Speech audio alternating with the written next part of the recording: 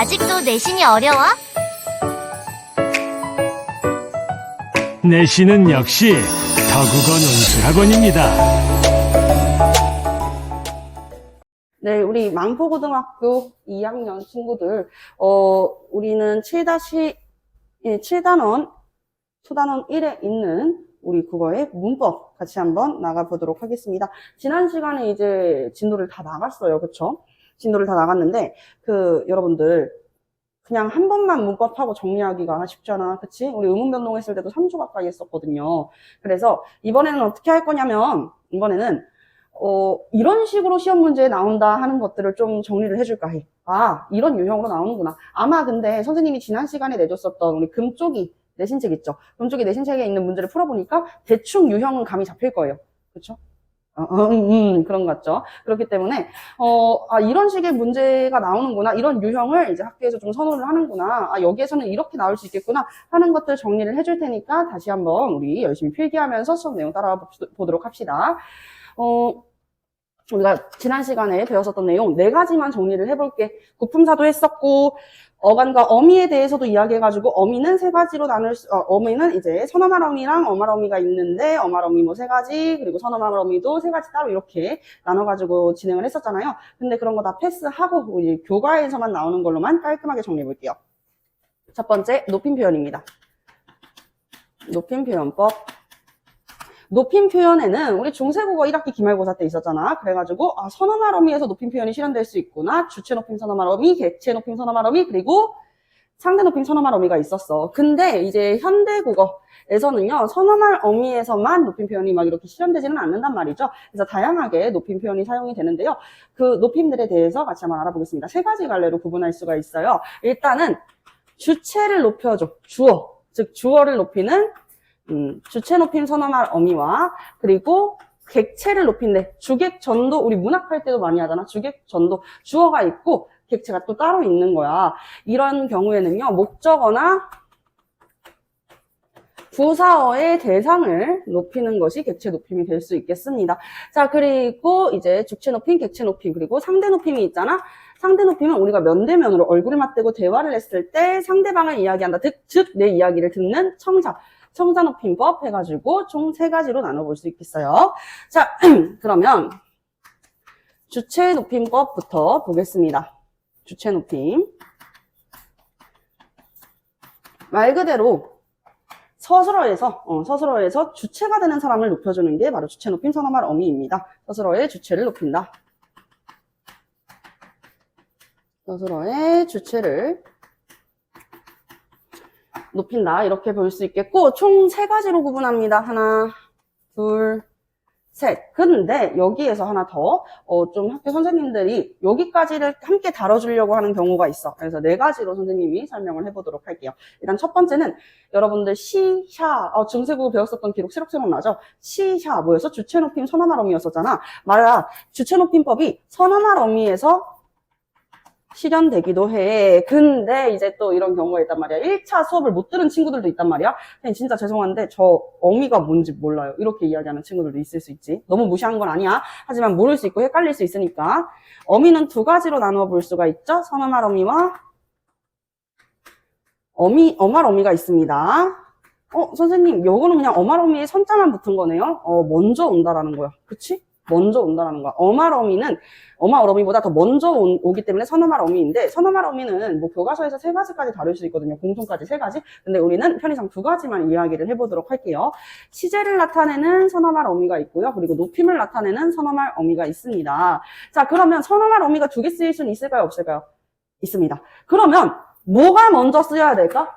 뭐가 먼저 쓰여야 될까? 높임이 먼저 쓰여야 돼요. 높임. 자, 그리고 어말 어미 같이 한번 볼게요. 어말 어미도 3가지로 구분해 볼 수가 있어요. 연결 어미, 종결 어미, 전성 어미가 되겠습니다. 연결 어미, 종결 어미, 전성 어미 이렇게 나눠볼 수가 있단 말이야. 선생님, 근데 저는 어미라는 말 자체를 모르겠어요. 그럴 수 있지. 어미라는 것 자체를 모를 수 있어. 어간도 뭔지 모를 수 있어. 그러면은 설명해줄게. 봅시다. 우리 활용이 가능한 구품사 중에서 활용이 가능한 용언 두 친구들이 있어. 동사랑 형용사 있잖아. 그치? 이 동사나 형용사는 말 그대로 가변어야 활용이 가능하거든. 활용할 때 있어가지고 변하는 부분을 어미라 그러고 변하지 않는 부분을 어간이라고 해. 예를 들어서 먹다. 먹다가 있어요. 먹다는 동사잖아. 그치? 동사 먹다. 이거를 활용해 봅시다. 먹고, 먹어서, 먹으니, 먹는, 먹던. 그럼 지금 여기에서 활용되고 있는 부분들 다 뭐야? 뒤에 오는 부분들이잖아. 그치? 먹다, 먹고, 먹어서, 먹으니, 이런 식으로 이 뒤에 있는 것들은 활용이 다 된단 말이에요. 그쵸? 우리가 여기 뒤에 오는 친구를 뭐라고 불러요? 어미라고 불러요. 얘 친구들은 활용이 가능해. 변한다 라고 볼 수가 있겠죠. 변한다. 그런데 어디는 변하지 않아? 여기 먹은 변하지 않아. 여기를 우리가 어간이라고 해주는 거야. 어근 아니죠. 어간입니다. 어처구니 없는 문제에서 틀리지 마요. 어간입니다. 그래서 어간과 어미를 볼 수가 있는데 변하는 부분이 어미다. 그 중에서도 이제 어말 어미보다 더 먼저 오는 선어말 어미가 있는데 높임 표현을 나타내는 선어말 어미가 있고 그리고 시제를 나타내는 선어말 어미가 있다. 지금 우리 높임부터 하기로 했잖아. 중세국어에서 주체 높임을 나타내는 선어말 어미 시나 샤가 쓰였었다라 그랬었죠. 마찬가지입니다. 현대 국어에서도요. 시가 쓰입니다. 시 이렇게 쓰일 수 있다라는 거야. 잡수 시다. 드시다. 이처럼 이 시가 쓰일 수 있습니다. 자, 그리고 두 번째 보게 되면은요. 주격조사가 쓰이죠. 주격조사. 높임을 나타내는 주격조사. 깨서가 쓰일 수 있습니다. 요것도 여러분들 무엇이 아니다? 부사격조사 깨가 아니다. 부사격조사 깨가 아니다. 부사격조사 깨는요. 객체 높임에서 쓰이는 높임 방법이에요. 아시겠죠? 주격조사 깨서와 깨는 다르구나. 그쵸? 부사격조사와 주격조사를 헷갈리면 안 되겠지. 세 번째는요. 우리 이름을 부르고 그 뒤에 이제 호칭을 부를 때 있잖아요. 그래서 주어명사가 앞에 오고 앞쪽에 이제 오고 뒤에 무엇님이라고 해가지고 이제 어미가 오게 되는 경우 종결어미로 무엇님 이렇게 오게 되는 종결어미가 아니라 전미사로 무엇님이라고 오게 되는 경우 예를 들어서 저기 유 선생님 아니면은 저기 유 팀장님 이런 식으로 불렀어. 저기 유 팀장님 이렇게 부르면은 나를 높이는 거겠지. 근데 여러분들 선생님보다 이제 높은 사람 예를 들어 원장님이 나한테 이제 저기 유진 선생님이라고 할까요? 물론 그렇게 말씀하십니다만 예시를 들자면은 이보게 유 팀장 혹은 이보게 유 선생 이런 식으로 부를 수 있단 말이야. 그래서 님자가 쓰이게 되면서 저기요 김 선생님 이런 식으로 쓰이게 되면서 님자가 붙어서 높임 표현을 나타낼 수도 있습니다. 요거. 자, 그리고 네 번째는요. 특수어휘가 쓰여요.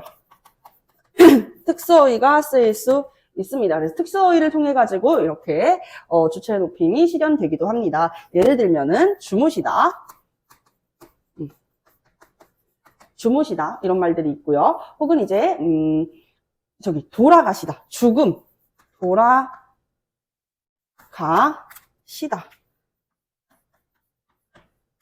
죽음을 높이는 특수어휘가 되고 주무시다는 자다를 높이는 특수어휘가 되잖아요. 그리고 잡수시다.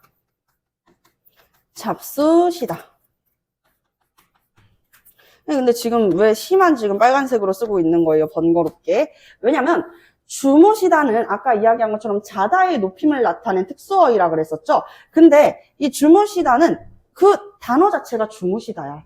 근데 돌아가시다의 기본 형태는 돌아가다야. 돌아가다. 여기에서 뭐가 쓰인 거야? 그렇지. 주체 높임을 나타내는 시가 쓰인 것이라고 볼 수 있는 것이죠. 시가 쓰인 것이라고 볼 수 있는 것이다. 자, 그리고 그리고 이번에는 네 번째 같이 한번 볼게요. 네 번째로는요, 계시다.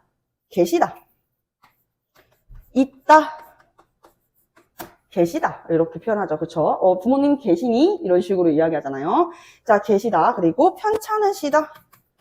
이것도 편찬다가 기본 형태란 말이에요. 그래서 의시라고 하는 주체 높임에 선어말 어미가 붙어줄 수가 있습니다. 이렇게 정리를 해볼 수가 있는 것이죠. 주체 높임은 이렇게 네 가지로 실현이 될 수 있구나. 그 중에서도 학교에서는 1번, 2번, 4번이 주로 이제 시험 문제에 나올 수 있겠구나. 이 정도 정리해 볼 수 있겠죠. 자, 그리고 직접 높임과 간접 높임. 주체 높임 같은 경우에는 이 주체, 즉 서술의 주체가 되는 사람을 직접적으로 높일 수 있고 간접적으로 높일 수 있습니다. 예를 들어서 아버지가 외출하시다를 예시로 들어볼까? 아버지께서 외출하시다.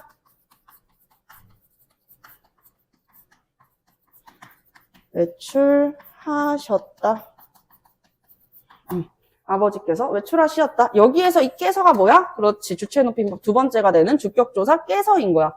그쵸? 주격조사 깨서에서 높임 쓰였고, 하나 더. 어디서 쓰였어? 하셨다에서 쓰였어요. 그래서 외출을 하다가 기본 형태잖아요. 그쵸? 하다. 기본 형태인데, 하라고 하는 어간이 있고,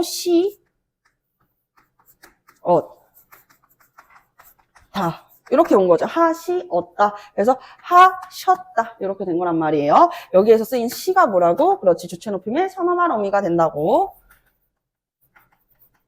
지난 시간에 배웠으니까 알겠지만 과거 시제를 나타내는 선어말 어미.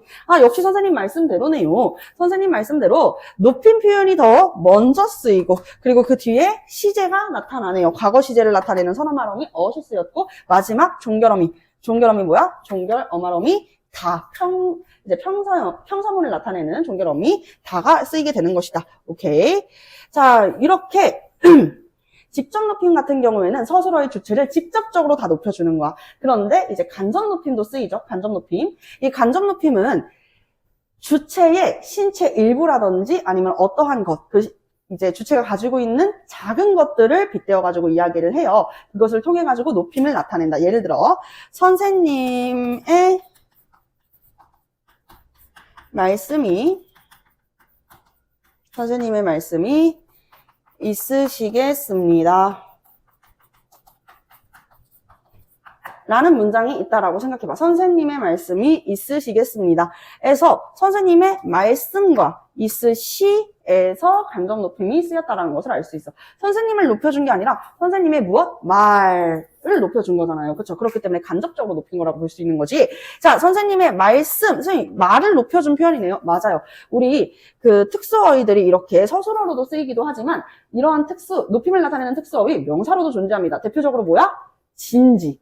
연세를 여쭙다 하잖아. 선생님 몇 살이에요? 라고 물어볼 수 있지. 물어볼 수 있는데 이제 선생님보다 더 어른 예를 들어서 뭐 원장님한테 몇 살이에요? 이렇게 물어보면은 약간 좀 아닌 것 같죠. 그쵸? 그런 느낌. 연세가 어떻게 되세요? 춘추가 어떻게 되세요? 이렇게 여쭙잖아요. 그런 것처럼 이제 명사로 쓰이는 이 특수 어휘들이 있습니다. 그 중에서 말을 높여주는 특수 어휘가 되는 것이죠. 자, 이렇게 특수어휘 말씀이 쓰였습니다. 자, 그런데 간접 높임에서 유의해야 하는 사항이 하나 있어요. 무엇이냐면요. 자, 지금 이렇게 보니까 선생님의 말씀이 있으시겠습니다. 라고 이야기했잖아. 이거 선생님 그냥 계시다로 특수어휘로 계시겠습니다 하면 안 돼요? 계시겠습니다 하면 안 돼요? 네, 안 돼요. 계시다는 안 됩니다. 자, 그래서 특수어휘 중 계시다를 높일 수 없다. 특수어휘 중 간접 높임으로 계시다. 이 계시다는 높일 수 없다. 이렇게 볼 수가 있는 거예요. 근데 다른 건 되나요? 다른 건 돼요. 예를 들어서 할머니의 허리가 편찮으시다. 라는 문장이 있어. 왠지 틀린 것 같은 문장이지만 가능합니다. 할머니의 허리. 이거는 할머니를 직접적으로 높이는 게 아니라 할머니의 허리를 편찮다에다가 무엇까지? 선어말 어미 시까지 넣게 되면서 높이게 된 것이잖아요. 편찮다는 뭐야? 특수어휘잖아. 그쵸? 높임을 나타내는 아프다를 높이는 특수어휘 편찮다에다가 시까지 들어갔어. 선어말 어미 높임을 나타내는 시까지 들어갔어. 요거 가능해요. 다만 선생님의 말씀이 계시겠습니다는 안 된다라는 거야. 오케이. 어려운 내용 없었죠? 자, 이렇게 해가지고 주체 높임법에 대한 설명은 마쳤습니다. 우리가 지난 시간에 선생님이 객체 높임법 했을 때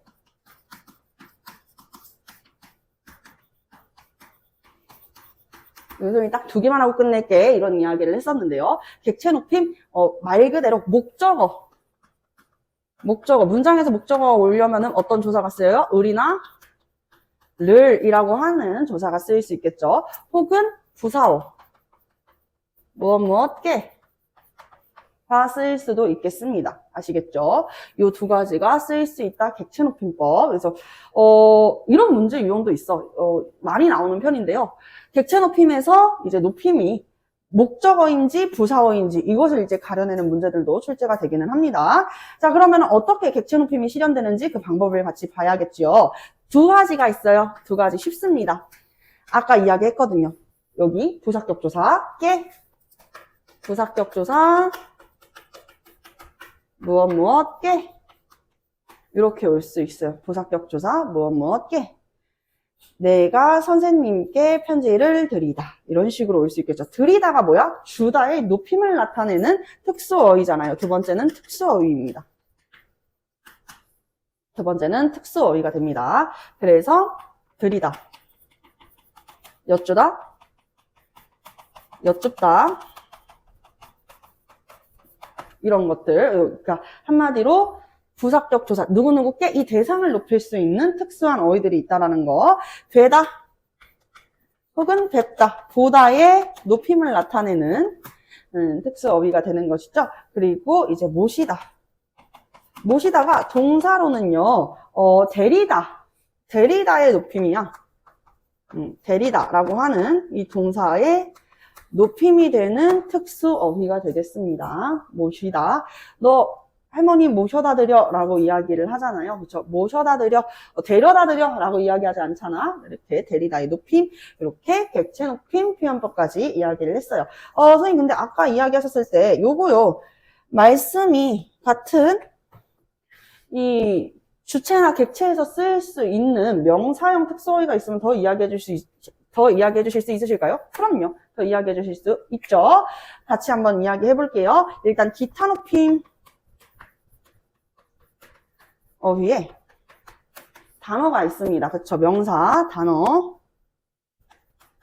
아까 이야기한 것처럼 할아버지께서 진지를 잡수시다. 이렇게 이야기할 수 있죠?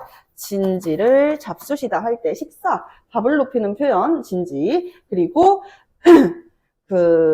이제 연세를, 나이를 높이는 연세나 춘추가 올 수도 있고요. 연세나 춘추 이런 것들이 올 수도 있고, 그리고 할머니 할아버지 생신 축하드려요 라고 얘기하지 생일 축하드려요 라고 잘 이야기하지 않죠. 생신 이런 것들도 생일을 높이는 기타 어휘에 해당하겠습니다. 할머니 할아버지께서 병이 있으셔서 이렇게 이야기하면 병이 있으셔서 병환이 깊으셔서 병을 높여주는 질환, 병을 높여주는 이제 높임 표현, 병환이 있겠습니다. 그리고 이제 할머니께서 술을 한 잔 드셨어라고도 표현할 수 있지만, 이제 약주 한 잔 걸치셨어 이런 식으로도 표현할 수 있죠. 그리고 나 할머니 할아버지 집에 갔다 왔다, 댁이라는 표현 쓰죠. 그쵸? 댁. 그리고 이름을 물을 때, 이름을 높여가지고 표현할 때, 선생님 이름이 어떻게 되세요? 라고도 할 수 있지만, 선생님 성함이 어떻게 되세요? 할머니 함자가 어떻게 되실까요? 이렇게 여쭐 수 있죠. 함자가 어떻게 되실까요? 혹은 이제 아까 이야기한 것처럼 말을 높이는 말씀, 이런 기타 높임의 어휘 등이 있습니다. 아시겠죠? 어렵지 않아요. 자, 그래서 우리 주체, 이 기타 높임의 어휘들은 다 어디에서 쓰일 수 있다? 주체. 그리고 객체에서도 모두 쓰일 수 있다라고 볼 수 있어요. 자, 그럼 이제 상대 높임법에 대해서 이야기를 하겠습니다. 상대 높임법. 면대면의 대화 상태에서 얼굴을 맞대고 대화를 할 때 내 이야기를 듣는 사람, 즉 청자를 높이는 표현이다. 주체 높임은 선어말어미, 주격조사, 주어명사 플러스 전미사, 특수어휘, 그리고 객체 높임은 부사격조사나 특수어휘에서 실현됐지만, 이 상대 높임은 오로지 어디에서만 실현이 되냐? 바로 어미에서만 실현이 됩니다. 상대 높임은 서술어, 어말어미에서 이 어말어미에서 실현되는구나. 알 수 있어요. 우리가 일상적으로 사용하는 표현들이 다 여기 상대 높임법 안에 들어가 있습니다. 예시를 한번 들어볼게요. 격식체. 얘들아, 격식체는 공적인 자리에서 하는, 공식적인 자리에서 하는 이 말투잖아요. 그렇기 때문에 격식체가 가지고 있는 성격이 어때요? 단정적이고, 그리고 대상과의 심리적 거리감이 멀다. 심리적 거리감이 멀다, 높다 이런 식으로 표현해 볼 수 있겠죠. 그리고 공적인 자리에서 예절을 이 의례를 지키는 그 의례적인 표현이 되겠습니다. 그리고 확고하게 딱 이렇게 이야기할 수 있는 그런 말투를 이제 우리가 격식체라고 표현을 하고 있어요. 자, 격식체는요, 두 가지에서 총 4가지가 있어. 첫 번째는 높임을 나타내는 표현들이 있고요. 높임을 나타내는 표현, 그리고 두 번째는 낮춤을 나타내는 표현들도 있다. 낮춤을 나타내는 표현들도 있다. 일단 높임을 나타내는 표현은요, 아주 높일 때, 대상이 나보다 아주 높을 때, 즉 약간 교장 선생님, 학교 교장 선생님 같은 느낌, 아주 높임, 그리고 무슨 높임? 예사 높임. 예사 높임. 낮춤에는요, 아주 예사 낮춤, 그리고 아주 낮춤이 있습니다. 아주 낮춤. 요렇게 구분을 해 볼게요. 아주 높임의 표현에서는요, 이제 하십시오체. 하십시오체가 있고요. 예사 높임에서는요, 뭐뭐 하오체. 하오체, 예사 낮춤은 하계체. 아주 낮춤은 헤라체. 이런 것들. 동적이고, 그리고 단정적인, 그리고 심리적 거리감이 살짝 먼 대상에게 쓸 수 있는 말이라고 생각해 볼 수가 있겠어요. 여기서부터는 선생님이 카메라를 살짝 옆으로 옮겨서 설명을 해볼게요.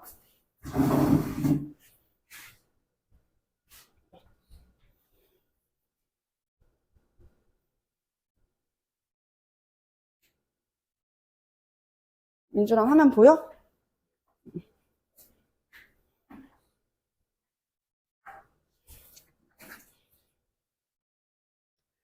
자, 이렇게 옆으로 놔뒀는데 평서문이 있고 평서문이 있고 의문문이 있고 그리고 명령하는 명령문, 청유문, 감탄문이 있습니다. 이렇게 이 선은 여러분들이 편하게 그어주시면 돼요. 난 넘어가지 않을 정도로만 이렇게 그어 놓을게, 대충.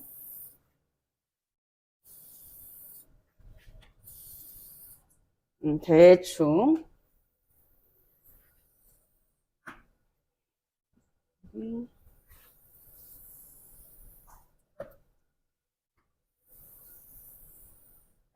자, 이렇게 칸 설정을 대충 그려놨습니다. 자, 그러면 평서문부터 한번 같이 보도록 할게요.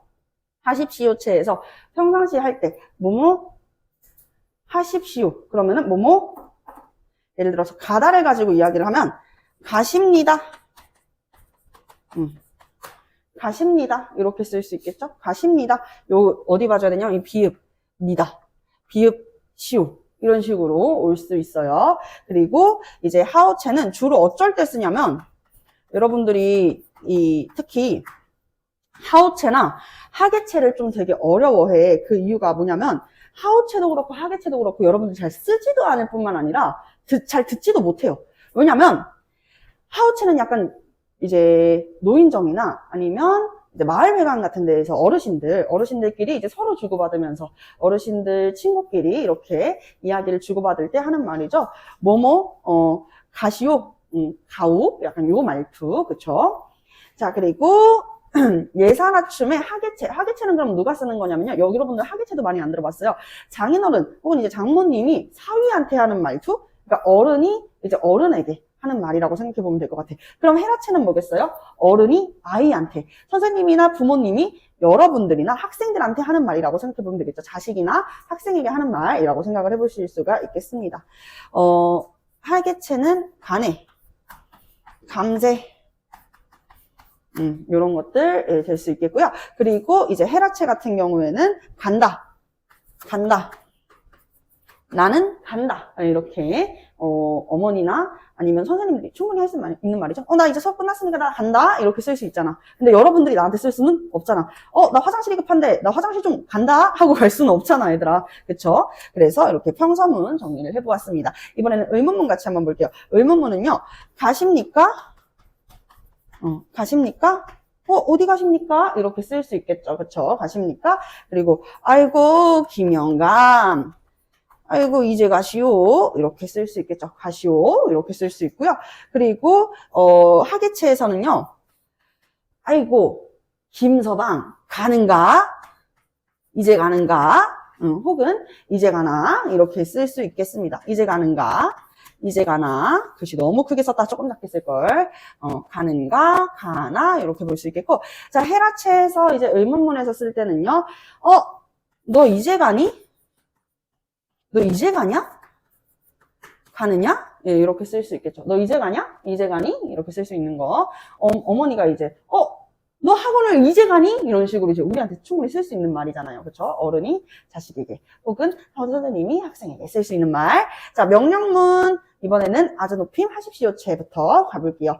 요거는 이제 주로 들어볼 수 있는 것들이 영화관이나 아니면 이 비행기 탔을 때 안내방송 하잖아. 요즘 뭐 코인 노래방 시작하기 전에도 안내방송 하잖아요. 그쵸? 비상구 안내방송. 그럴 때 딱 들었을 때, 뭐뭐 하십시오. 비상구로 탈출하십시오. 약간 이런 식으로 이야기를 하죠. 단정적인 느낌을 들게 하는 이 명령문 가십시오체가 되겠습니다. 그리고, 어여 가시오.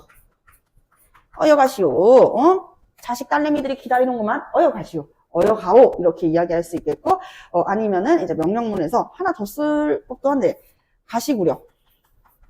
어여 가시구려. 요것도 하나 더 들어갈 수 있을 것 같아요. 칸을 너무 작게 만들어가지고, 가시구려. 요것도 하나 더 들어갈 수 있겠고요. 그리고, 어여 가게나. 이서방, 어여 가게나. 여긴 다 김씨네요. 우리 김서방들, 우리 딸내미가 기다린다네. 어여 가게. 이렇게 이야기할 수 있죠. 그쵸? 그리고, 이제, 헤라체에서는요, 좀 여러 가지로 쓸 수 있어요. 예를 들어서, 어여 가라. 혹은 가거라. 학원 어여 가거라. 빨리 가야지. 이렇게 이야기를 하기도 하잖아. 어서 학원 가렴. 가려무나. 이런 것들 될 수가 있겠습니다. 어서 학원 가려무나. 어서 학교 가렴. 이렇게 쓸 수 있는 말, 명령문. 청유문 같이 볼게요. 하십시오체의 청유문, 가시지요. 이거는 약간 비격식의 형식까지 같이 갖추는 느낌이 있습니다. 가시지요. 자, 여기가 중요해요. 요거 하려고 지금까지 보여준 것입니다. 이 하우체에서 청유문은 갑시다야. 약간 갑시다? 그동안 이 비읍 받침이 다 어디에 있었어? 하십시오체, 아주높임을 나타내는 하십시오체에 있었잖아. 근데 이번에 비읍에도 있으니까, 여기 하우체에도 있으니까 헷갈릴 수 있단 말이야. 헷갈리면 안 된다. 이거는 아주높임이 아닌 예사높임을 나타내는 하우체에서의 갑시다. 어여 갑시다. 이렇게 이야기하는 거잖아요. 자, 그리고, 어여 가세. 어여 가세. 김서방. 이런 식으로 이제 이야기할 수 있는 거. 아유, 어서 가자. 집에 가자. 마트 장 다 봤다. 이거 엄마가 자식한테 할 수 있는 그런 말투. 자, 감탄문은요, 감탄문은 감탄하듯이 이제 집 간다 약간 이런 느낌 있잖아요. 그쵸? 이거를 이제 여기 격식체에서 이야기를 한다면 예사높임에서 하우체에서는요. 가는구려 혹은 이제 가는구먼. 아유 김서방 이제 가는구먼. 이런 식으로. 그리고 이제 우리 일상적으로 할 때 이제 가는구나. 학원을 이제 가. 어머니, 혹은 선생님들 말투, 이렇게 볼 수가 있겠습니다. 자, 그래서 우리가 격식체에 대한 정리는 끝냈는데요. 선생님, 비격식체도 있잖아요. 근데 비격식체는 얘들아, 어차피 몇 개밖에 없어? 2개밖에 없어. 비격식체는 2개밖에 없어. 그리고 이렇게 표로 보면 평서문, 의문문, 명령문, 청유문, 감탄문이 있잖아. 근데 비격식체는 우리가 일상적으로 제일 많이 하는 말이거든? 근데 다 비슷해. 그럼 뭐에 따라서 차이가 나느냐? 억양에 따라서 차이가 나요. 자, 그러면 보세요. 아주높임, 예사높임, 예사낮춤, 아주낮춤이 있었잖아요. 비격식체는요. 두루높임 그리고 두루낮춤. 두루높임, 두루낮춤으로 이렇게 있습니다. 그래서 해요체와 해체가 있어. 일상적으로 여러분들이 제일 많이 쓰는 말이 이 비격식체의 해요체와 해체 아니겠습니까? 그러면 이 상대높임법에서는요. 높임 표현 3개, 낮춤 표현 3개 이렇게 있는 거네요. 해요체도 평서, 의문, 명령, 청유, 감탄 다 똑같아요. 해요체나 해체나 다 똑같습니다. 가요, 가요. 그리고 해체도 마찬가지로 가지. 로 쭉 일맥상통해요. 뭐만 달라질까? 억양만 좀 달라져요. 억양만. 그래서 억양을 다르게 해서 여러 가지로 활용이 가능하다. 억양을 다르게 해서 여러 가지로 활용을 할 수 있다. 야, 너 어디 가? 이거 뭐야? 친구끼리. 해체는 주로 친구끼리 쓰는 말이잖아. 그리고 해요는 우리가 이제 친근한 어른들한테, 이제 높임 표현을 써야 되는 어른들한테 쓸 수 있는 말이잖아요. 엄마, 나 이제 집 가요. 이렇게 이야기하잖아. 그쵸? 그런 것처럼 일상적으로 우리가 가까운 친구한테는, 낮춤 표현을 쓸 수 있는 친구한테는, 야, 나 이제 집 가. 나 이제 집 가지. 이제 나 집 간다? 이런 식으로 쓸 수 있죠. 그런 것처럼 억양에 따라서 다 달라지는 거야. 나 이제 가. 나 이제 가? 이렇게, 그쵸? 억양에 따라가지고 의미가 다 달라지는 거야. 너 이제 가! 이거는 이제 또 명령하는 거죠. 야, 이제 가자. 이런 식으로 이제 또 쓸 수가 있는 것들. 그래서 해여체와 해체, 이렇게 정리를 해 보았어요. 우리가 이제 비격식제까지 이야기를 했으니까, 이제 잘못된 높임 표현을 한번 골라내 볼게요. 잘못된 높임 표현.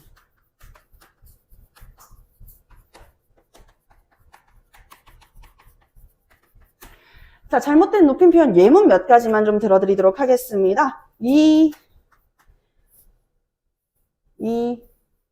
도장은, 이 도장은 가장 유행하는, 잘 나가는 상품이십니다. 자, 이거 높임 표현 잘못 쓰였어요? 아니면 제대로 쓰였어요? 잘못 쓰였죠? 왜? 상품이십니다. 이렇게 쓰였어. 이 상품은 가장 유행하는 상품이십니다. 주체 높임을 나타내는 시. 쓰이면 안 되죠. 그쵸? 자, 그렇기 때문에 X. 아니, 도장을 높여줄 거야? 뭐야? 사람보다 도장이 높아? 아니잖아요. 그쵸? 거기에다가 뭐까지? 입니다까지. 입니다까지 쓰이게 됐는데, 이 입니다는 청자한테는 할 수 있는 말이지만, 그쵸? 뭐뭐입니다. 청자한테 할 수 있는 말이지만, 주체를 높여주는 시자, 선어말 어미는 안 됩니다. 그쵸? 뭐라고 해주면 돼? 이 도장은 가장 유행하는 상품입니다. 하면 되는 거잖아. 그쵸? 상품입니다. 하면 되는 거잖아. 불필요한 높임 표현은 쓰지 않아요. 두 번째, 주문하신 우리 커피. 아이스, 민준이가 좋아하는 아메리카노. 샷 추가. 나오셨습니다. 실제로 이제 점원분들이 되게 많이 쓰는 실수 중에 하나 있죠. 커피 나오셨습니다. 마찬가지로 이거 잘못 쓰였어요. 그쵸? 시 들어가면 안 되죠. 그럼 뭐라고 바꿔주면 될까? 나왔습니다. 나왔습니다. 나오셨습니다. 아니야. 나왔습니다. 이렇게 쓰일 수가 있죠. 그쵸? 아니면은 나왔어요. 커피 나왔어요? 좀 그렇다. 나왔습니다. 자, 이렇게 쓰일 수 있겠어요. 자, 그리고 지효야. 선생님께서 요거 지우개? 지우야, 선생님께서 오시라고 하셔. 선생님께서 오시라고 하셔. 오시라고, 이거 시 맞아? 아니지. 오라고 하셨어. 이런 식으로 써야겠죠. 그렇죠? 오라고 하셔.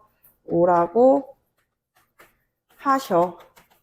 이런 식으로 쓰여져야 되지 않겠습니까, 여러분? 그쵸? 그래서 올바른 높임 표현 쓸 수 있도록 하고, 잘못된 높임 표현은 최대한 피하도록 하겠습니다.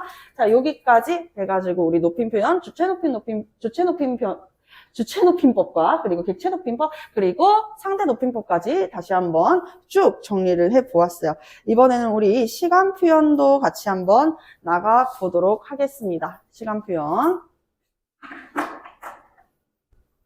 자, 이번에는 우리 두 번째 시간 표현으로 같이 한번 넘어가 볼게요. 시간 표현. 시간 표현 첫 번째, 시제를 나타내는 표현입니다. 시제를 이해하기 위해서는 두 가지를 알아야 되는데, 첫 번째는 무엇이냐면요. 말을 하고 있는 이 시점, 말을 하는 이 시점을 우리가 발화시라고 합니다. 말하는 시점, 발화시라고 이야기를 하고 있고요. 그리고 사건이 일어난 시점은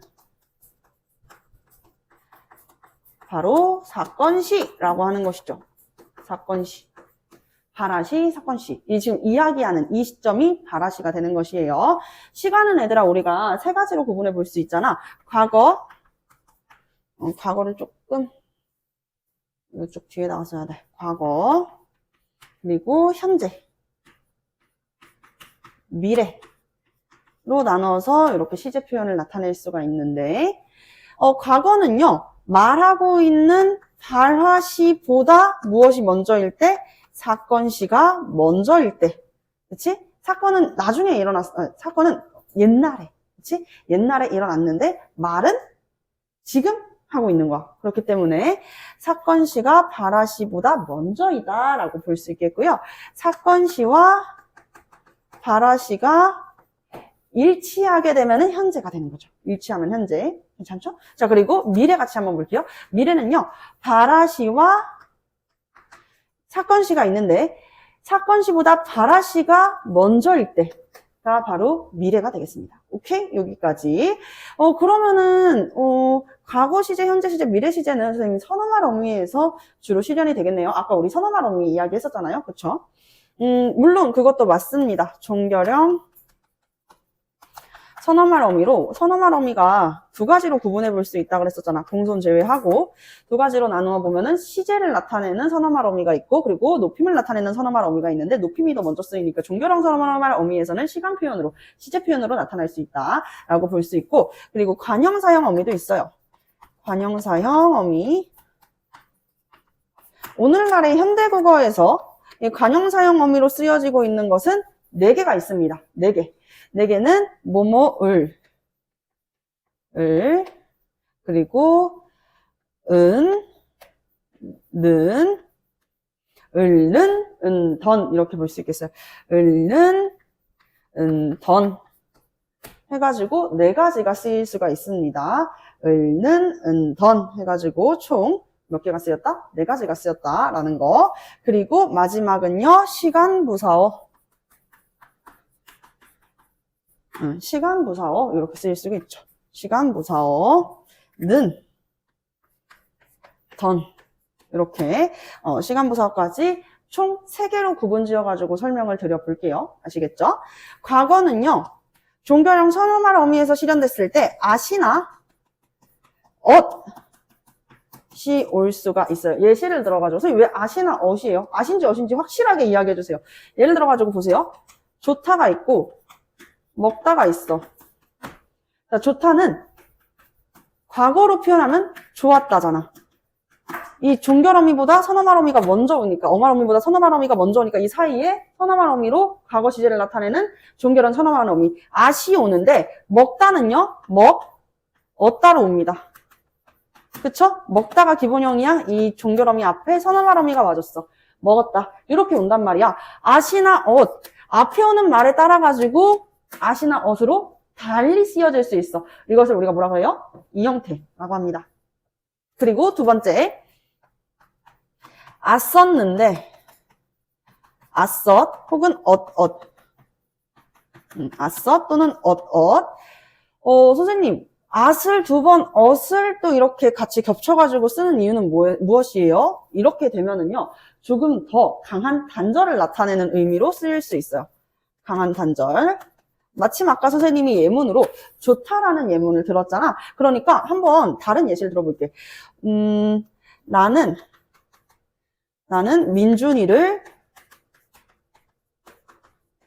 좋아한다는 현재죠. 그렇죠. 좋아한다는 현재를 나타내고 있는 거지. 그치? 근데 나는 민준이를 좋아했다. 라고 하면은 하였다 라는 의미를 가지고 있으니까 여기에는 과거 시제를 나타내는 엇이라고 하는 선어말 어미가 들어간 거야. 그러면 나는 민준이를 좋아했었다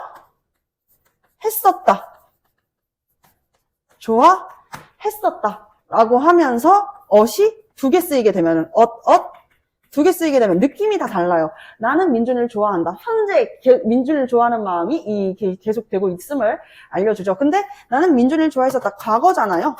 근데 이렇게 두 개가 쓰이니까 좋아했었다 하니까 더 오래된 과거처럼 느껴져. 그쵸? 시간이 더 오래된 과거처럼 느껴지고, 이제는 좋아하지 않는 듯한 단절의 느낌을 더 강하게 느껴지게 해요. 맞죠? 그쵸? 자, 그래서, 그리고, 던. 던이 아니라, 더죠. 아유, 그렇게 공부 안 하? 던이, 왠지 걔가 그렇게 거짓말을 잘하더라. 이런 식으로, 회상할 때 쓰는 말이 더예요. 회상할 때 쓰는 말이 더예요. 여기까지가 이제 과거를 나타낸, 과거를 나타내는 과거 시제 선어말 어미가 되겠습니다. 자, 그러면 이번에는 현재를 나타내는 현재 시제의 선어말 어미를 봐보도록 할게요. 현재 시제 선어말 어미는 여러분들 선생님이 중세국어 이야기했을 때 맨날 했었던 말이 있어요. 맨날 했었던 말. 형용사랑 동영사는 또 뭐고, 형사는 뭐야? 자, 어쨌든 동사랑 형용사를 구분할 때 있잖아. 이때 제일 먼저 해봐야 되는 거, 현재 시제 어미를 결합시켜 보라고 그 얘기 많이 했잖아요. 왜? 동사는 현재 시제가 결합될 수 있지만 형용사는 결합되지 못한다. 형용사뿐만 아니라 서술어로 올 수 있는 서술격 조사 이다도 마찬가지로 이제 현재 시제를 나타내는 선어말 어미는 결합되지 못합니다. 아시겠죠? 그렇기 때문에 여기는 더 표준되는 것이 없다라고 볼 수가 있겠어요. 예를 들면 나는 학생이다 라고 하지 학생인다 라고 하진 않잖아. 그치? 나는 학생인다 라고 하지 않죠. 나는 학생이다 라고 이야기를 하고, 나는 예쁘는다 혹은 예쁜다 라고 이야기하지 않죠. 그렇기 때문에 예쁘다 그대로 형태를 유지하면서 써준다는 거야. 나는 예쁘다, 나는 예쁜다 안 돼요. 나는 학생이다, 학생인다 안 돼. 그러면 동사에서 쓰여질 수 있는 건 뭐야? 니은까지 이렇게 쓰여질 수가 있어요. 는, 그리고 니은 이렇게 쓰여질 수 있죠. 그래서 나는 밥을 먹는다, 먹다가 동사니까 먹는다. 아니면은 나는 그거를 본다, 영화를 본다, 이런 식으로 쓰여질 수가 있습니다. 자, 미래를 나타내는 종결형 선어말 어미 매우 중요. 눈 크게 뜨고 봐야겠죠. 땡땡 겟 아니면 이제 뭐뭐리, 기필코 무엇 하리라, 이번 시험에서 100점을 맞으리라 했을 때 미래를 나타내는 이 리는 중세국어에서도 마찬가지로 시간을 나타내는 선어말 어미로서 쓰이기도 했었습니다. 여기에서 눈을 크게 뜨고 봐야 되는 친구는 요 get이에요. get이 여러 가지 이제 쓰임이 있어. 그러니까 해석에 따라서 여러 가지 기능을 하고 있는데 세 가지로 나누어 볼 수가 있어요. 첫 번째는요, 추측. 두 번째는 의지를 나타내고, 세 번째로는 가능성을 나타냅니다. 요거 이제 우리 특히 망포고등학교 친구들은 시험 문제에서 잘 나올 수 있다라고 선생님이 장담할 수 있는 부분이니까 꼭 기억을 해둡시다. 우리 지난번에도 시험 문제 나온다고 했었던 부분들 다 나왔었잖아요. 객체 높임, 선어말 어미 이런 것들. 그러니까 우리 꼭 잘 봅시다. 추측을 나타낼 때 예를 들면은 지금쯤 밖에 비가 오겠다 라고 하면서 오다가 기본 형태인데 이 get이라고 하는 미래 시제 선어말 어미가 쓰였어. 그럼 이 해석을 어떻게 할 수 있어요? 추측한 거예요. 추측. 밖에 비가 올 수도 있겠다 라고 추측할 수 있어. 아니면 여러분 가끔 그럴 때 있지 않나요? 뭐 매점이나 아니면 편의점에 뭐 사러 들어갔는데 사람이 없어서 여러분들도 그냥 거기 안에서 기다리고 있기 그래가지고 잠깐 자리를 비우고 한 3, 4분 뒤에 다시 들어오는 경우.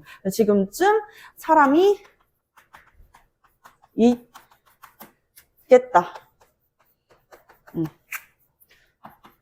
지금쯤 사람이 있겠다. 이런 것도 다 뭐예요? 추측이에요. 근데 이 추측 같은 경우에는 뭐가 같이 와줄 수 있냐면 이 현재를 나타내는 현재 시간 부사어가 쓰일 수가 있습니다. 왜냐면 현재 추측이거든. 현재에서 추측을 하는 것이기 때문에 이 현재 추측은 현재 시간 부사어와 함께 쓰일 수 있다. 현재 추측은 여기 시간 부사어와 함께 쓰일 수 있다. 노란 색깔. 의지 같이 한번 볼게요. 의지는 나는 이번 시험에서 꼭 100점을 맞겠다. 처럼 꼭 무엇을 get 다 라는 의지로 나타납니다. 가능성, 이 가능성 구분하는 게 되게 쉬워요. 야, 그건 나도 하겠다. 야, 그건 내 동생도 알겠다. 이런 식으로 이야기를 하죠. 그래서 나도 보조사, 의미를 더해주는, 그럼 나도 하지. 그건 얘도 하겠다. 야, 그 초등학생도 알겠다. 이런 것도 가능성이죠, 가능성. 야, 우리 할머니가 너보다는 더 빨리 뛰겠다. 이런 것도. 너보다도, 우리 할머니도 너보다는 빨리 뛰겠다. 이렇게 이야기할 때, 나도 하겠다. 가능성을 나타낼 때, 나도 하겠다. 이런 것도 이렇게 같이 구분 지어서 봐줄 수가 있겠습니다. 아시겠죠? 그래서 개세, 기능, 추측, 의지, 가능성으로 이렇게 세 가지로 구분해 볼 수가 있습니다. 자, 이번에는요, 관형사형 어미로 같이 한번 내려가 보도록 할게요. 자, 관형사형 어미 하기 전에 잠깐, 우리 관형사형 어미 오늘날의 현대국어에서는 몇 가지 쓰인다 그랬어요? 네 가지 쓰인다고 했어요. 을른, 은던, 을른, 은던. 요 네 가지가 착착착 들어가게 될 거예요.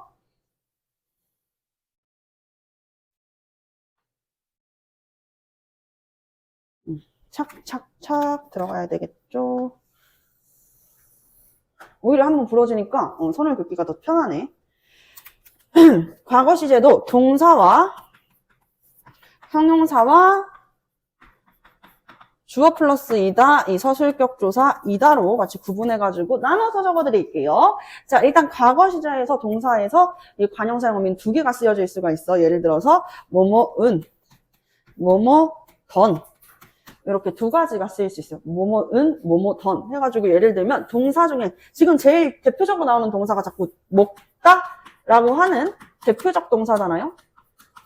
나는 내가 먹은 밥 아니면 내가 먹던 밥이 될 수 있겠죠. 오케이? 내가 먹던 밥, 내가 먹은 밥 이런 식으로 쓰일 수가 있겠고요. 형용사 같은 경우에는요. 형용사랑 이제 서술격 조사는 덧만 가능합니다. 그래서 예쁘다. 예쁘다는 형용사잖아.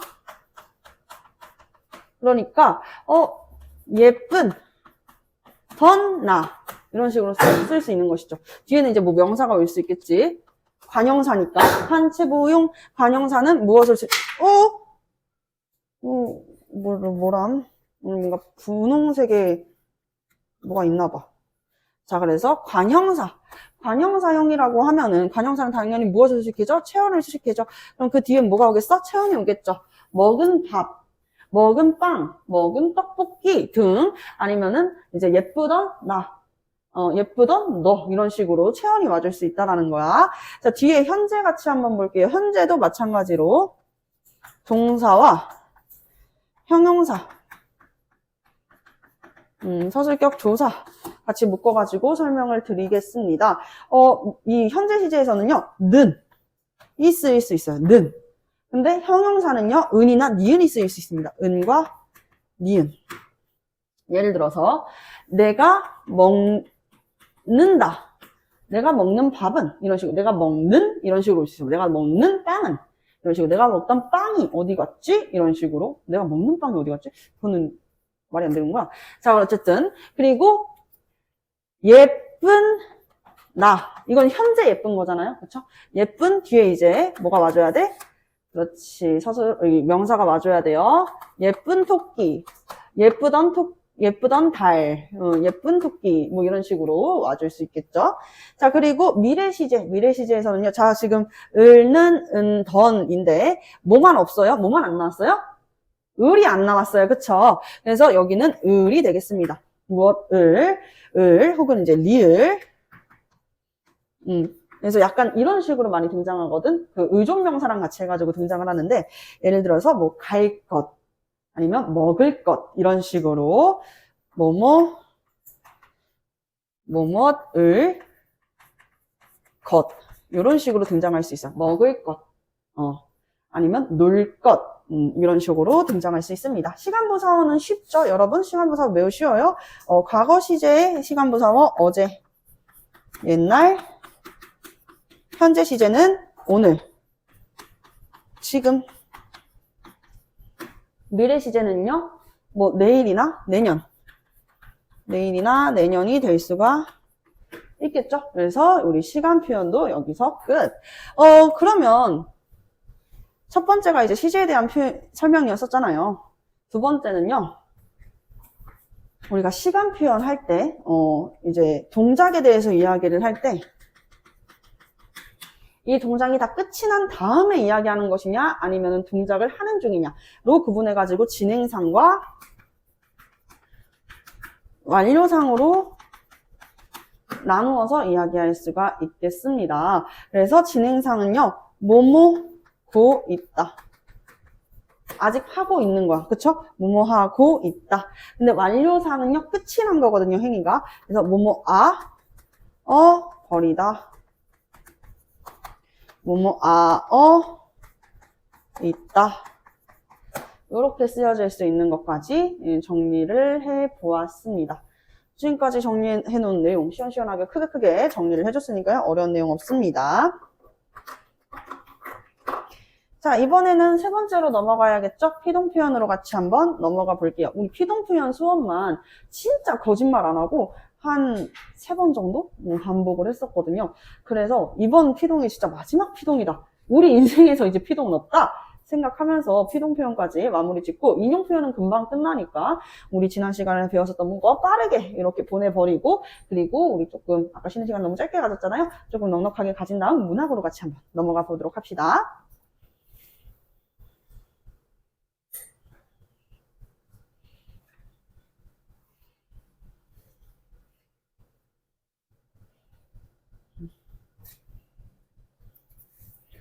자, 세 번째 피동 표현이 되겠습니다.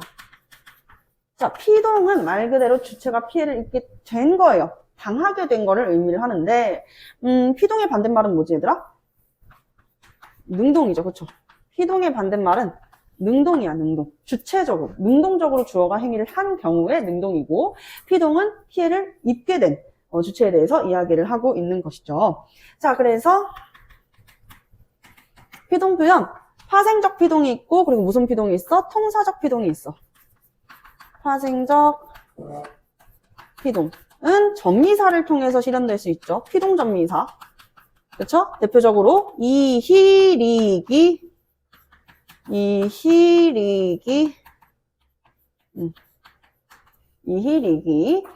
요렇게 예를 들면은 원래 기본형으로 치면은 보다인데 보이다. 이런 식으로 보이다. 아니면은 잡다인데 잡히다. 아니면은 들다인데 들리다. 안기다. 안다가 안기다. 이런 식으로 주체가 행위를 당하게 되는 경우로 설명을 해줄 수가 있어요. 이렇게. 그리고 이제 통사적 피동 같은 경우에는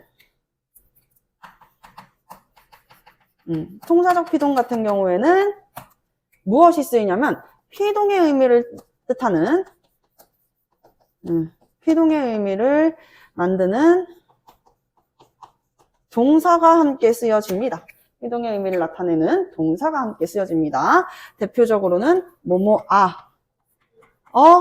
지다. 아니면 뭐뭐게 되다. 가 될 수 있겠죠. 뭐뭐게 되다. 뭐뭐는 지다가 이제 대표적이다라고 볼 수가 있겠습니다. 자, 그래서 통사적 피동과 파생적 피동, 자세한 내용은 지난주에서 못 들은 친구들, 물론 선생님이 내일도 보충 수업 할 거지만 영상 통해서 보충하는 친구들은 또 영상 있으니까요. 그 내용 통해 가지고 보완해 주시면 돼요. 요 정도 이제 기본적인 내용이라고 보시면 되겠고요. 통사적 피동에서 조금만 더 해줄 이야기는 용언의 어간과 플러스 보조 용언이 함께 쓰이고 있다. 보조 용언, 보조 동사 같이 쓰이고 있다. 뭐뭐 되다. 이런 식으로 뭐뭐 되다. 뭐뭐지다. 그러면 이런 것들 지다, 뭐뭐게 되다의 의미가 되겠죠. 용언에 어간만 넣으면 돼요. 먹어지다 라든지 먹게 되다 라든지 이렇게 볼 수가 있는 것입니다. 시험 문제에 조금 더 나올 수 있는 게 피동을 왜 씁니까? 가 나올 수 있어요.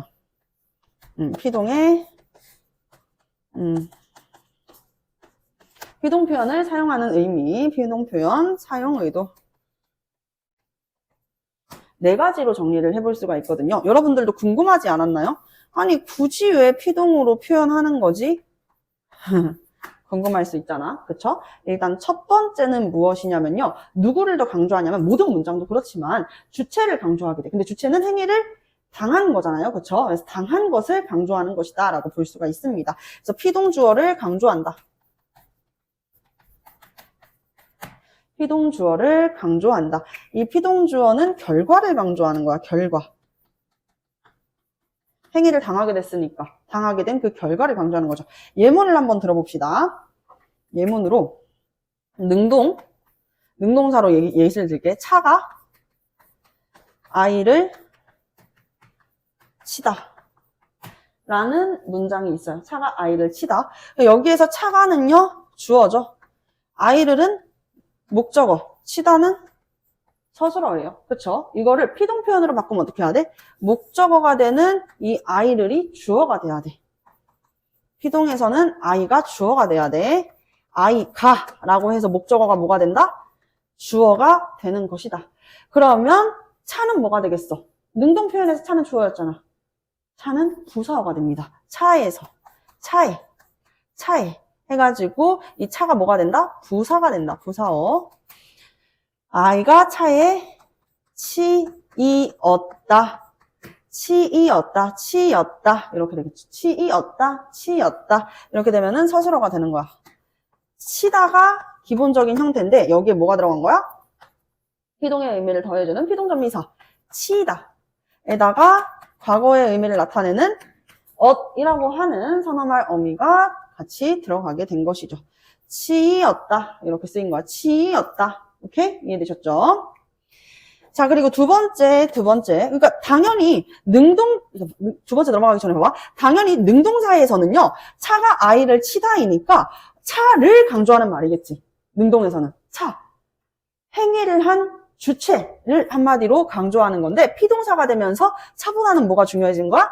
치이게 된 그 행위의 결과 아이가 중요하게 된 거야. 행위를 당하게 됐으니까 당연히 결과를 강조하는 의미로 해석할 수 있겠죠. 능동이었을 때는 뭐가 강조돼요? 원인이 강조돼요.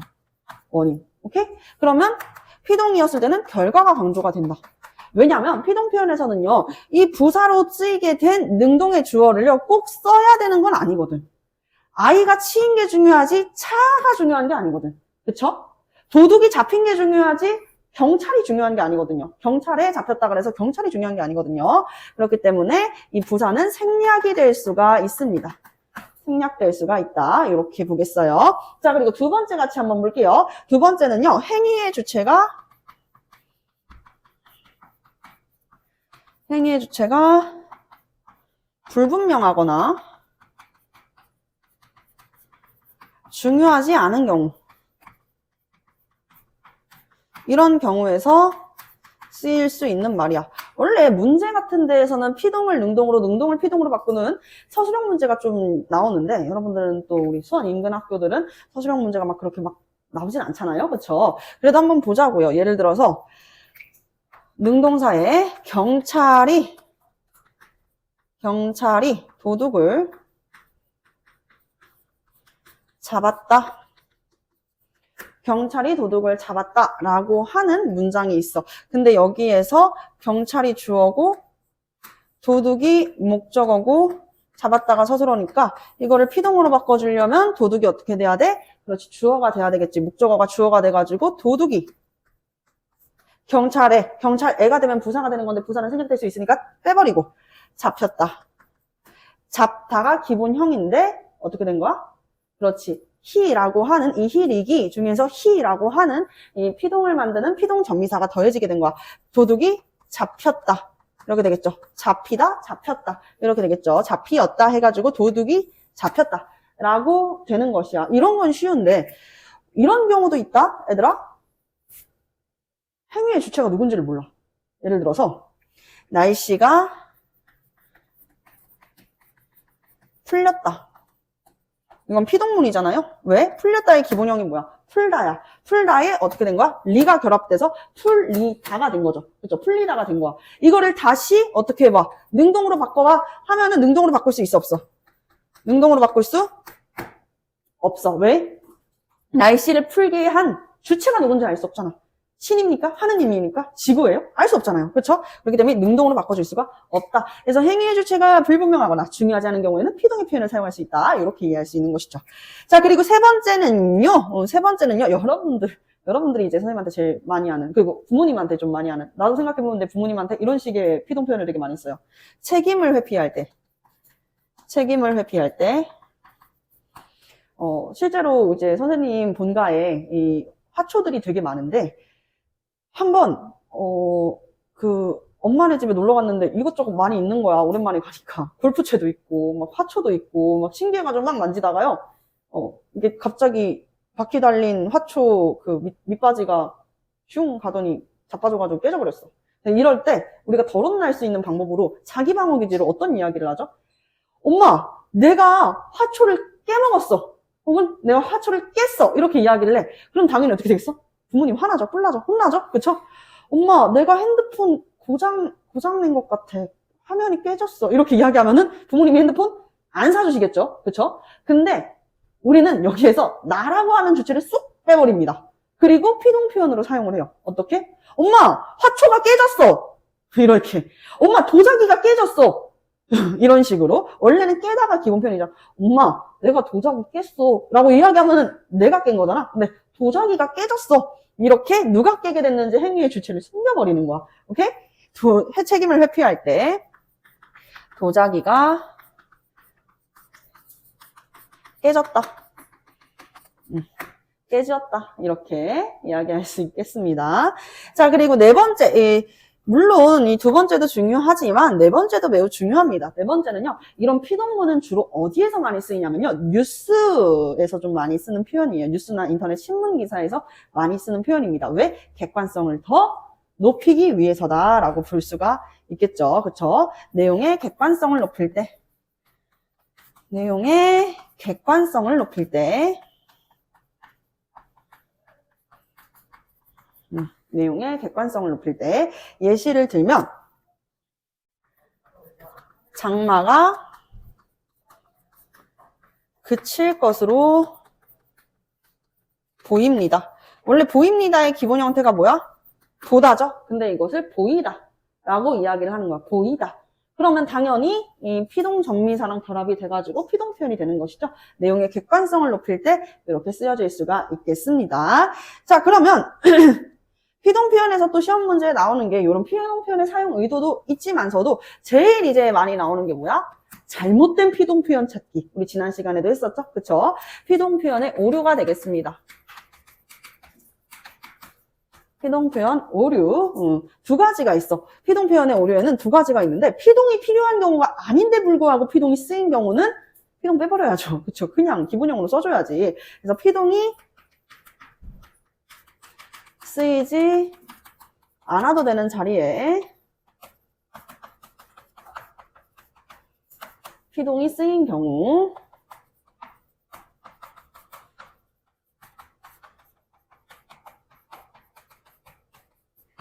피동 표현이 써지게 된 쓰인 경우라고 볼 수 있겠고요.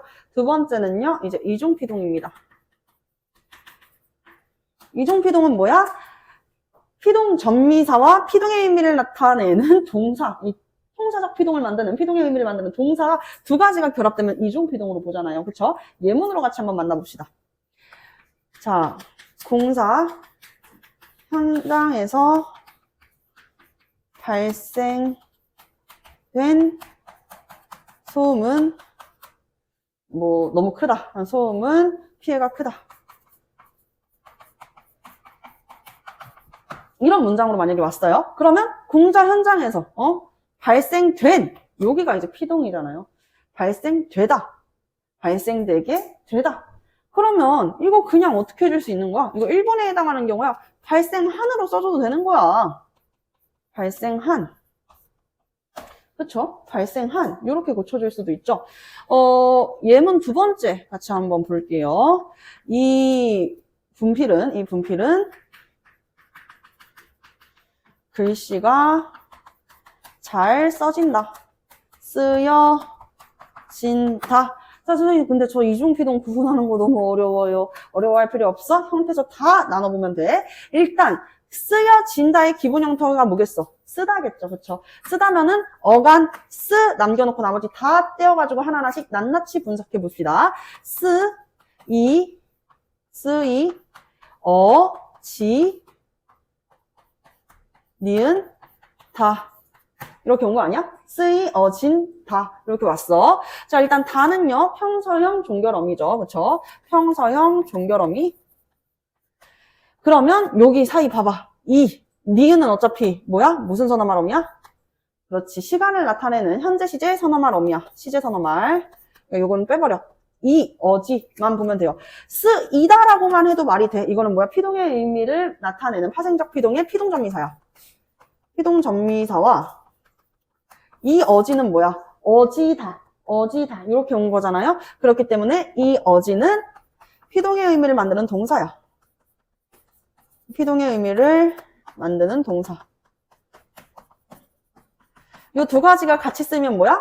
이중피동이라고 그랬죠? 그럼 하나만 쓰면 되는 거예요. 하나만. 너무 욕심내지 마. 왜 두 개를 쓰려고 그래? 예를 들어서 요거를 안 썼다고 봅시다.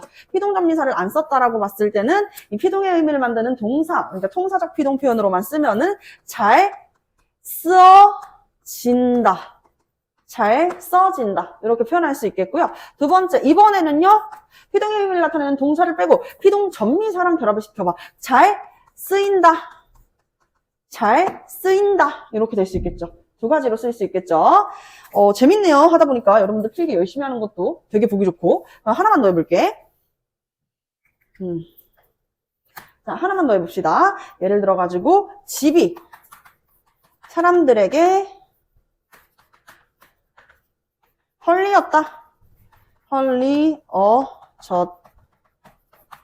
라고 했을 때 헐리어졌다. 헐리어졌다. 헐리어졌다. 이렇게 되죠. 헐리어졌다. 라고 했으면 이것도 어떻게 해야 돼? 형태에서 분석을 해야겠죠. 일단은 기본형이 뭐겠어? 헐리어졌다의 기본형? 헐다란 말이야. 그러면 어간이 헐리. 이기, 리기 중에서, 이히, 리기 중에서 리. 뭐예요? 피동의 의미를 만드는 파생적 피동의 피동전미사. 에다가 헐리, 지, 다. 이렇게 온 거잖아. 그치? 이 어지가 피동의 의미를 만드는 동사이기 때문에 하나하나씩 제거를 해주면 돼. 만약에 이 피동의 의미를 나타내는 동사가 빠지고 피동전미사랑만 결합됐어? 헐렸다. 이렇게 볼 수 있겠죠. 헐렸다. 혹은 헐어졌다.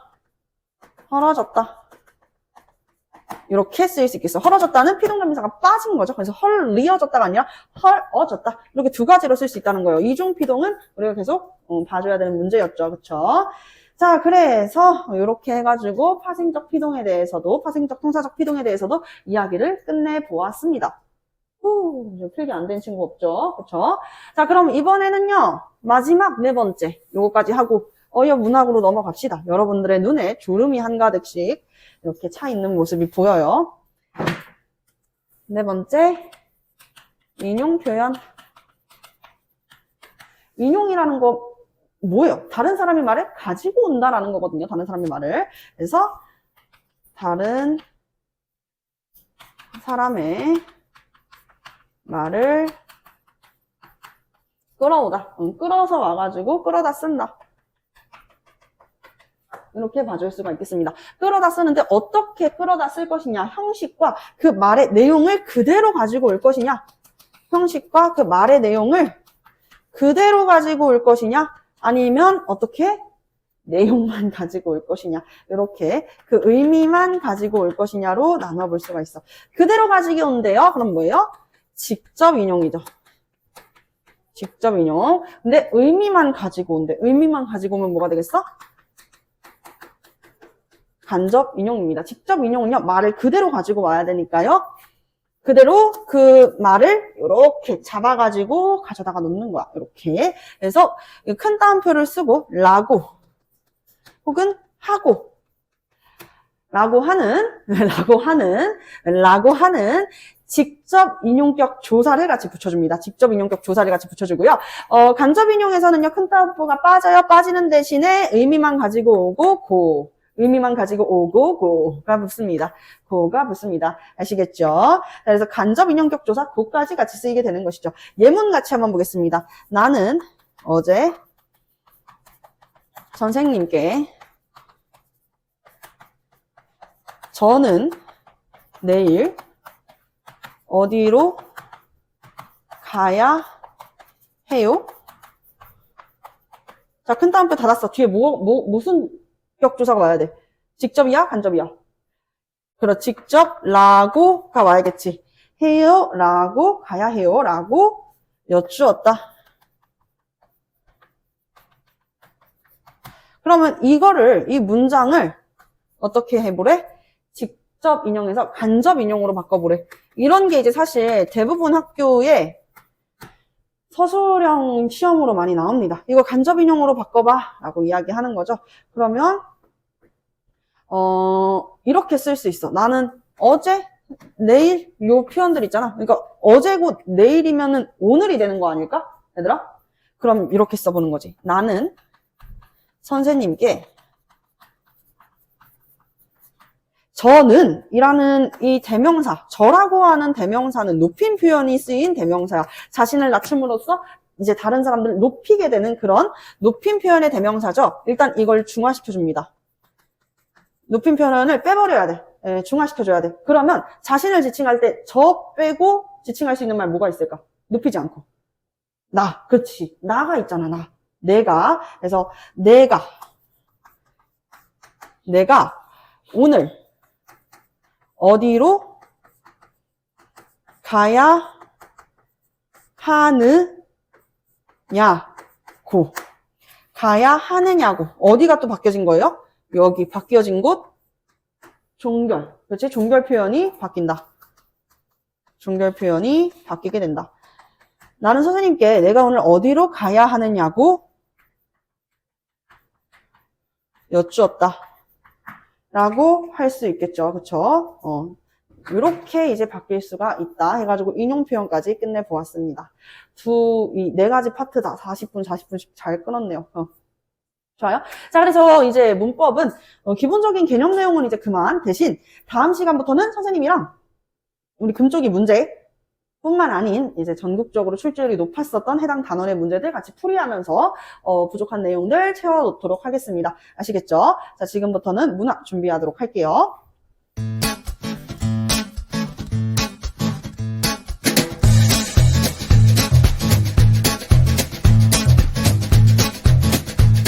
학원으로 전화 주세요.